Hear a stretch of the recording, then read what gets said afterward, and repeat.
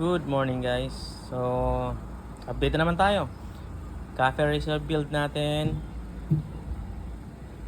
9080 na yung harap natin na gulong.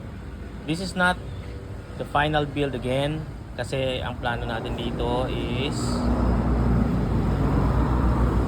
185 dapat yung rim natin. Ngayon, dahil wala pa sa budget, this is a 1.6 rim harap at likod. So ngayon, dahil yung stock natin is 9080, wala tayong 110 dito sa shop.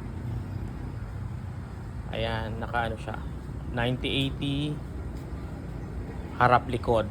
So ito siya.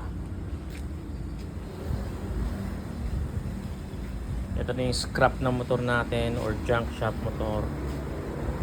Pero Cafe Racer build na siya. Hindi ko alam kung ilang percent, no? Let's say 50%.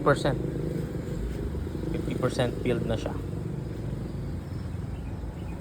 Forma na. Alright. Hopefully maka budget tayo. Update you soon. See ya.